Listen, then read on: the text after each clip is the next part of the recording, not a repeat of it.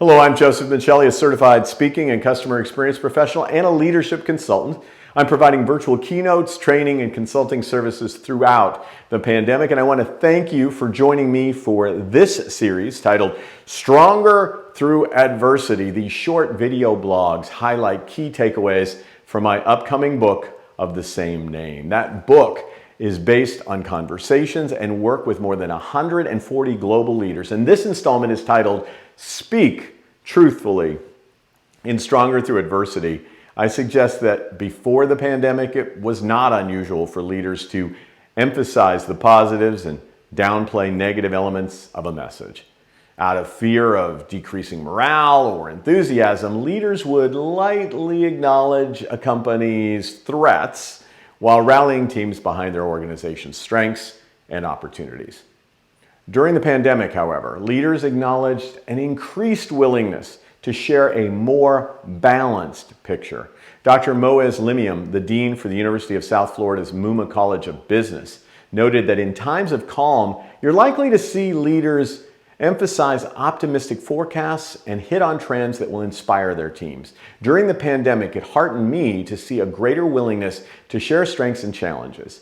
Leaders responded to the gravity of the situation with thoughtful consideration. They painted a more complete picture of current and future states, even if some of what they shared could be alarming.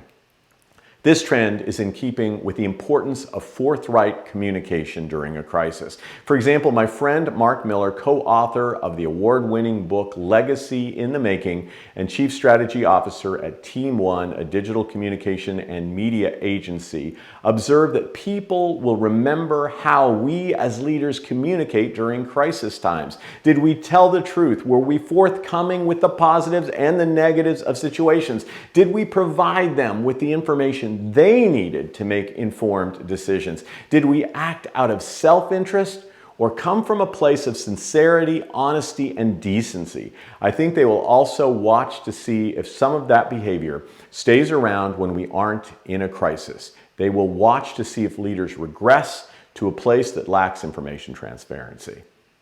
While most people think of information transparency as a reflection of a leader's trustworthiness, Mark flips the concept to consider how honest communication sends the message, my team needs this truth and can be trusted with it. His position is reminiscent of Abraham Lincoln when Honest Abe said, I am a firm believer in the people. If given the truth, they can be depended upon to meet any national crisis. So how would you rate your communication transparency during the pandemic? More importantly, how would your team members rate you on communication openness?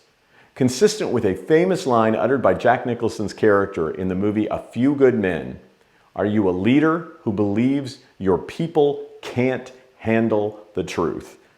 I would love to understand how you communicate the positives and negatives of the pandemic with your team and share how my clients are doing so effectively. Please reach out to me at josephmichelli.com/contact and we'll find a time for a conversation. If you'd like to learn more about Stronger Through Adversity and get your special signed 40% off pre-order offer, head to strongerthrough-adversity.com. That's strongerthrough-adversity.com. Also, I hope you'll join me for my new live interview series on Thursdays at 12:30 p.m. Eastern and simulcast on LinkedIn, Facebook, and YouTube. Until next time, may you be stronger through adversity by speaking honestly.